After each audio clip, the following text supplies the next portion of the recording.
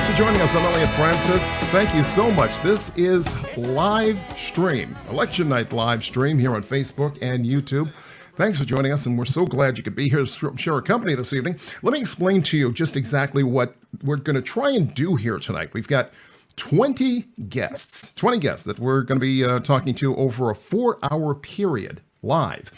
They come from two different sets of people. First set, of course, people from a wide variety of professions and backgrounds and behaviors, from the legal profession, from media, from politics.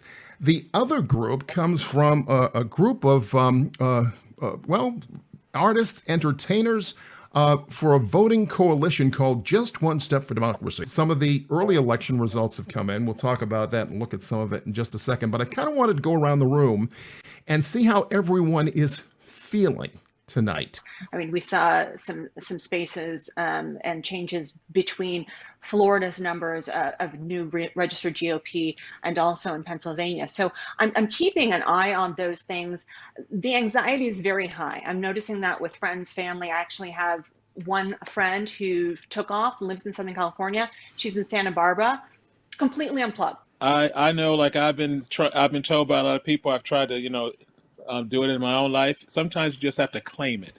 You can't wait, till it happens. You claim it. You accept that it's going to happen. And I think, I was listening to Christiana talking about people boarding up their businesses. Why is that happening? Mm-hmm. Because of that idiot in the White House telling people to stand ready and stand by. And, it's just fucking ridiculous. I'm sorry. I can't believe he's got to go. I'm optimistic that Wisconsin's going to deliver a solid vote for Joe Biden. But we are still a red state. We are a red state in our state legislature, and that's been jacked up by gerrymandering. That's a whole other ballgame. Sure. So tonight's going to be a good night at the top of the ticket, and we'll see what else happens. All right, we're going to take a look at the map in a second, kind of dream for a second, and then actually see where things stand. So we'll I'm dreaming, son.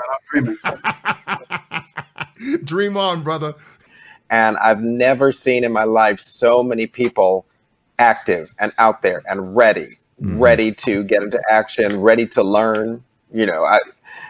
I know people that know more about politics now than they ever thought they would know. Right. So everybody's a lot more active and awake, which is what we need, in the country. Here's the thing. We're so traumatized by 2016 that we can look at a Michigan, Wisconsin, Minnesota, and even with the poll numbers and say, you know what, I don't know. Should I believe that? Should I really believe that those states will be solidly blue by the end of the night? Why are you so confident?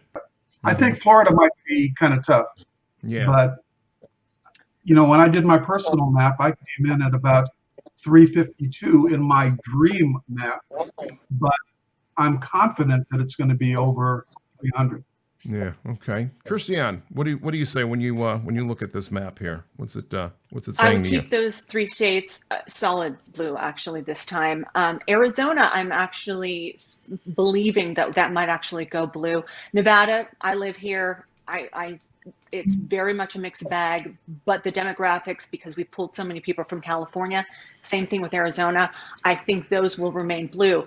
Florida is different, because you have Broward and Miami-Dade, and Biden, it looks like, is underperforming there, and especially with the Hispanic vote, because it's different. Florida should not be looked at as an indicator for anything that the rest of the nation is doing, but which is always the case. Right, that would be wrong to do. For God's sakes, Florida, when? Thank you. Take care. We're going to be coming right back in just about 5 minutes, but until then, some more of Just One Step for Democracy. Just sit back, relax, go get yourself another beverage and some snacks, and we'll be right back with Election Night Livestream right after this.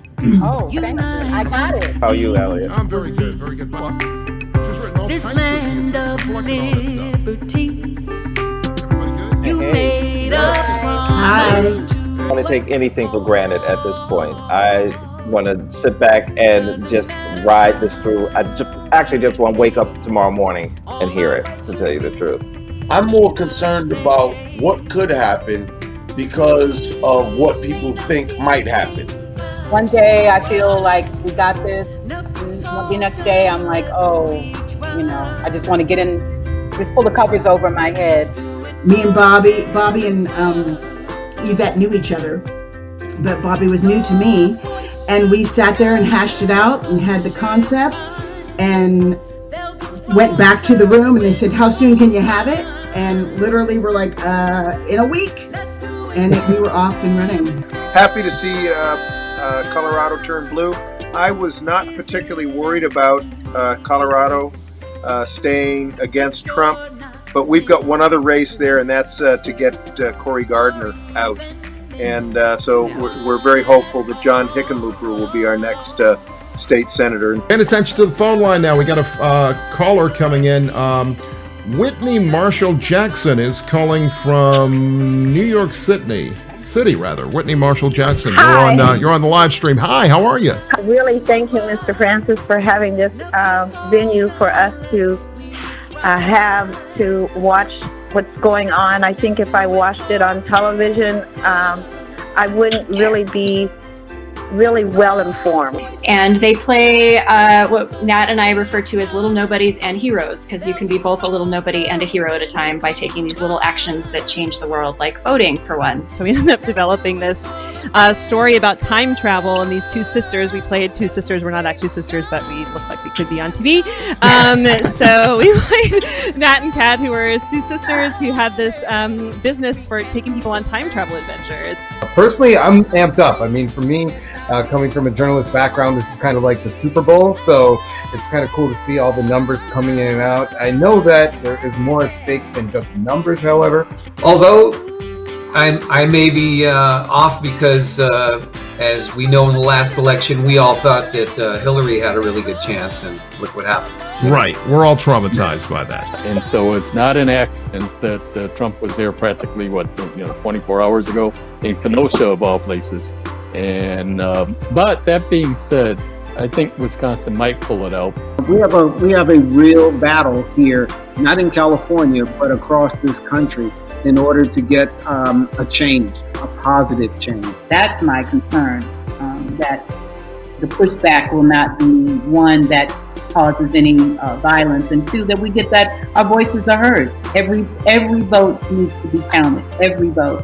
Yeah, absolutely. Okay, I like this though. Right. I like. That's why I put it up. If it's I think that I can do a little swig then. We're supposed to go at a poll tonight. Supposed to work at a poll. What happened? They just didn't call you. I was trained. I did my training. I was ready to go. I was like, put me in, coach. And I didn't get an assignment. I was kind of bummed. We got somebody on the line. Callers calling from Los Angeles, I believe. Hang on one second. Let's see if we can bring her in. Here we go. Deborah. She's calling from Los Angeles. Deborah, are you there? Hi. Your polls have not closed yet, have they not? We haven't, and as journalists do, I'm just sort of watching everyone and listening to everyone and reading, AP, watching CNN, seeing what Fox has to say. 11 o'clock hours come. We got one more hour to go here. Before I go, though, one more question from Merrill, because Merrill, we didn't mention this. Merrill, where you are now, in your home in Copenhagen, if this all goes south, you got any room for us up there? What's I can probably take 2 or 3 of you. Okay. We'll get your. I'm not going to say which ones it'll be. All right. Okay, and here we are in a final hour of Election Night live stream on YouTube and Facebook. Thank you for joining us this evening. Oh boy, it's been a real wild ride throughout this entire evening. Last segment, we were talking to a few people who were just getting a little down in the dumps. We're seeing the returns come back in. And as predicted, frankly, the early returns are not encouraging for those supporting the former Vice President Joe Biden. However, he still is ahead in the electoral count lead, but we'll take a look at that for a second. But as they told us, this is going to take a while. This is not going to come in overnight. Yeah, I would submit that the election is going right where we said it was going to be. All right, this is going to come down pretty much to the blue wall. The idea that Florida was going to be this panacea and we were going to know early that we were going to, all of a sudden there would be this Biden victory because Florida was going to go and we were going to see something coming out of North Carolina tonight, I think it was wishful thinking at best. Mike Fauntleroy is on the phone. Mike, you there? Yeah, Mike Fauntleroy is a professor of political science at Howard University here in Washington, D.C. The name might be familiar as well. He is the nephew of the former delegate from D.C., Walter Fauntleroy. And we're glad to have you here tonight, Mike. I will tell you that the spread in Florida is surprising. I'm not surprised that President Trump is likely to win Florida. I am surprised by the spread. The numbers looked anemic for Republicans in Arizona. I think that's going to be really hard for Trump to make up there. And I'm also interested to see, obviously, I live in Nevada. We have an influx of people coming in all the time, especially from Southern California. Clark County, obviously a Democratic stronghold, the Democratic stronghold in the state of Nevada. I expect to see that to continue and us to go blue again. It's worth remembering that it wouldn't have been much time if any of us had had anything else to do. But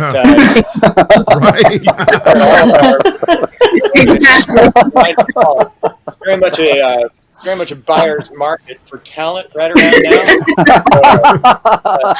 There's a lot of kudos to go to the organizers of this thing, but it's not like they didn't have a lot of talent to draw from, because we're all just sitting around panicking about the state of the world, eager to do something with our art, and thrilled to get a phone call with an opportunity to do so. How'd you become involved with this? Well, again, the lovely Arnisha Walker was the catalyst. We had worked together. I was her talent manager, and we had a really great run. And so we knew each other from having worked together in that capacity. When she had this idea, after I think one or two first calls, the next one was to me, and I said, I'm ready. And I said, Vicki, this is and she thought it was a great idea. And then I called Adrian, and I called Yvette, and Stephen called Roland. We just started calling our friends. And almost everyone said, yeah. Everybody has donated their times and talents to get people to vote and inspire people to come together. And so now the work begins, no matter what happens tonight or over these next few weeks, no matter what the outcome is, the work begins.